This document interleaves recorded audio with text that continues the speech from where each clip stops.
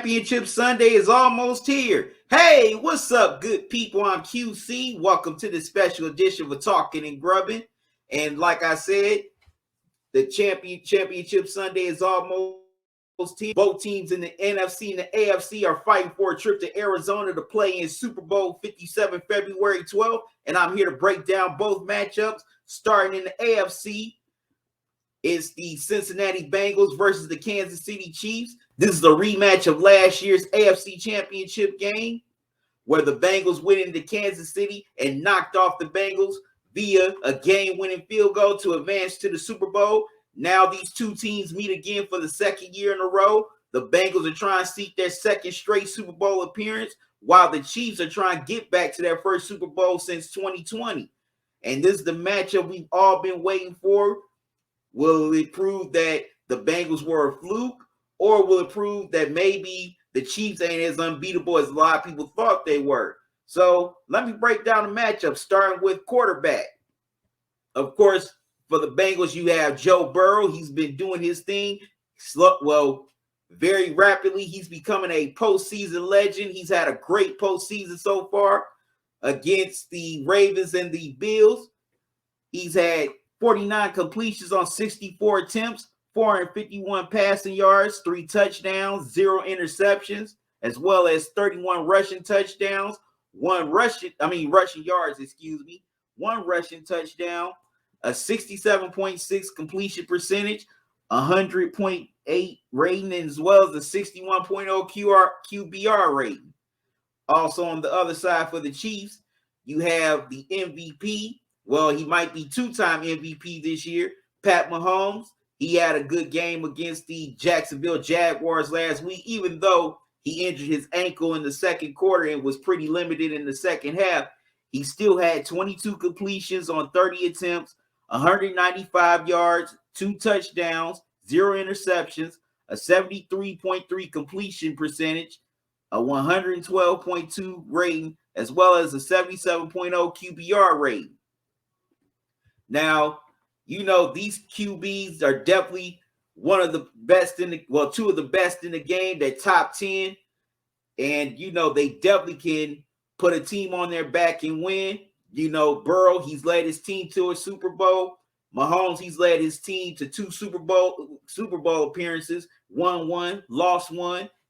So these dudes are definitely going to be around for years to come. Now, let's get to the weapons both these teams have on offense, starting with the Bengals.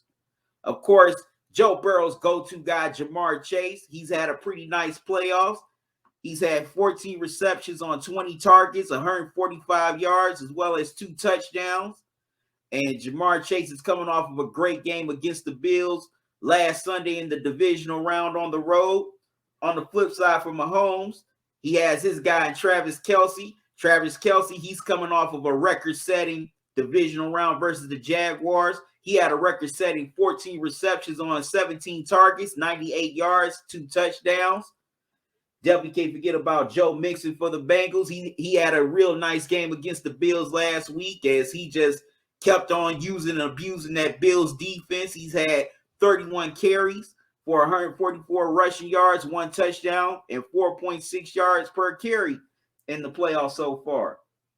On the flip side for the Chiefs, they've had an unsung hero, and he was definitely unsung in the win over the Jaguars, Isaiah Pacheco. Initially, he was the Chiefs kick returner, but he stepped up, become the primary back, and he had a great game as he had 12 carries, 95 yards, 0 touchdowns, but he still had 7.9 yards per carry. That's very impressive. Also, the Bengals, they still have some other great receivers as well.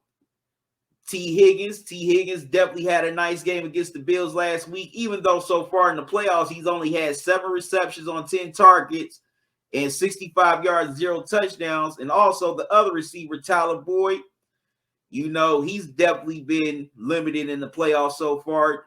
He's had 4 receptions, 5 targets, 49 yards, 0 touchdowns. But Higgins or Boyd, they can definitely have a big game at any moment. So don't let those numbers fool you. These are the best 2 and 3 wide receivers you can have on any team. So you never know. They might have a breakout game.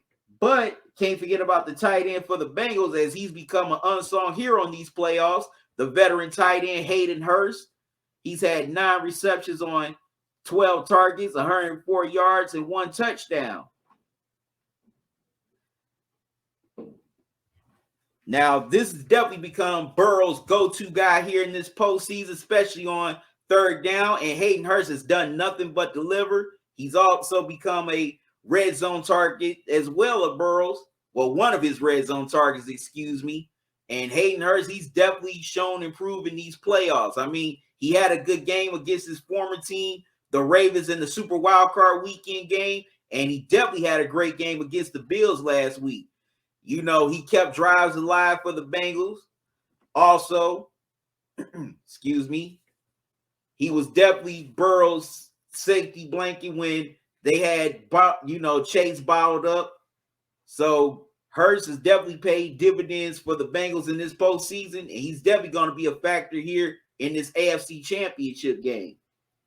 All right, now let's go to the defenses for both these teams. Now, on paper, you may not think these defenses are top 10 or that bruising and abusing defense, but these defenses definitely can play some ball. They definitely get after the quarterback. They definitely can create turnovers, especially create turnovers in big moments and in clutch situations. Starting with the Bengals defense, it's anchored by the veterans, the Buckeye Sam Herbert and DJ Reader. So far in the playoffs, they are 6th in yards allowed, which is 344.5 yards per game. They're 7th in sacks with 3 sacks. They are also 3rd in turnovers, +2. They have 3 total, while holding opponents to only 13.5 points. Now, like I said, on paper, you may not think this defense is, all world, but this is actually a pretty good defense. I mean, this defense was definitely a factor in them making a Super Bowl run last year, and they haven't disappointed. You also have the veteran safety, Von Bell. He's been doing his thing. Also, you have the cornerback, Eli Apple. Now, I don't agree with what he did last week after the Bills game, but he's definitely stepped up here in these playoffs. And this front seven is pretty nice. They did a hell of a job against Josh Allen last week. They got all kinds of pressure on him. They forced him into some decisions he didn't want to make. They forced him to get rid of the ball quicker than he should. And Allen is a top 10 quarterback. So don't sleep on this Bengals defense, because they have some talent. Now on the flip side for the Chiefs, their defense is anchored by the veterans, Chris Jones, Frank Clark. So far in the playoffs, they are 8th in yards allowed at 349.0 yards per game. They're 10th in sacks with 2 sacks. They're 4th in turnovers, with a 2+ turnover differential, and they have 2 total turnovers. But the only problem is the points. Last week against the Jaguars, they allowed 20 points. So that's the only flaws with this Chiefs defense. They do give up points. Now, also, you can kind of exploit this Chiefs secondary, because they're real threats in the front 7. That's who you really got to watch out for. So I can definitely see the Bengals having a nice day against this Chiefs secondary, because, I mean, they're talented, but you really don't fear anybody in that secondary like they had with Tyrann Mathieu when they went on their Super Bowl runs. Excuse me. So, I can see Burrow and this Bengals offense really trying to get the receivers involved, as well as Hurst involved very early and often, and exploit this Chiefs, secondary, because they definitely have some holes there. But also, the Bengals defense, sometimes their secondary can get lit up too. Even though Eli Apple's had a pretty solid playoff so far, there's been moments he's gotten lit up. So definitely going to be watching in that secondary. Also, my player to watch on offense for the Bengals is P. Ryan. You know, that's the second running back behind Joe Mixon. Now, they're definitely going to do everything in their power to shut him down. So P. Ryan's definitely got to step up when his number's called and they hand the ball off to him.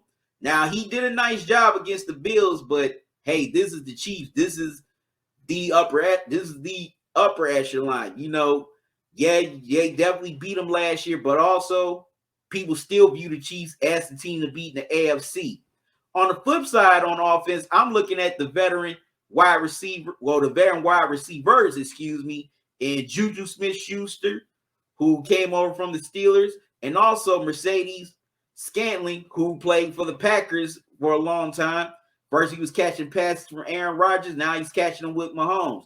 Those two are definitely going to be a factor in whether the Chiefs advance to the Super Bowl or they'll be at home for the second straight year. So now Juju Smith-Schuster, yeah, he may not have all-world numbers against the Jaguars. He only had 29 yards, but still, when Mahomes went to him, he definitely delivered with some big catches.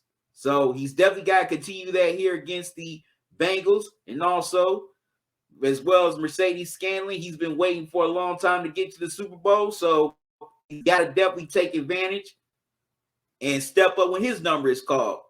Now for my prediction.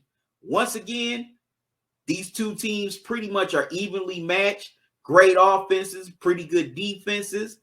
And, you know, this is the second straight year these two teams are meeting here in the AFC Championship game. The Bengals, they want to get back to the Super Bowl to prove last year wasn't a fluke, while the Chiefs have revenge on their minds, and they want to get to their third Super Bowl in 4 seasons. So this is going to be a very close game. It's going to be a battle. I don't expect this to be a cakewalk for either team. And also, if you're the Bengals, you got to shut up that crowd at Arrowhead. If you're the Chiefs, you got to get the crowd at Arrowhead behind you early and often. So this is going to be a great game. This is going to be a battle. I wouldn't be surprised if it was another overtime or it came down to who had the ball last. So I'm going to go with the Bengals because, I mean, they've been hiding. Also, they definitely know how to win on the road in the playoffs. They've proved it last year, and they just proved it again last week by beating the number 2 seed in the Bills. Anyways, that's my breakdown for the AFC Championship game. Stay tuned for my NFC Championship breakdown between the 49ers and Eagles. Who do you think will win? And what do you think will be the factors in both teams advancing to the Super Bowl? Leave your comments in the chat. I want to thank all my loyal subscribers for subscribing to me. If you haven't subscribed yet, definitely subscribe now. Make sure you click that subscribe button, ding the notification bell, and click all so you don't miss any new videos or live streams from me. Like, comment, and share the video. Till next time, y'all have a good one. Love y'all to life. Salute.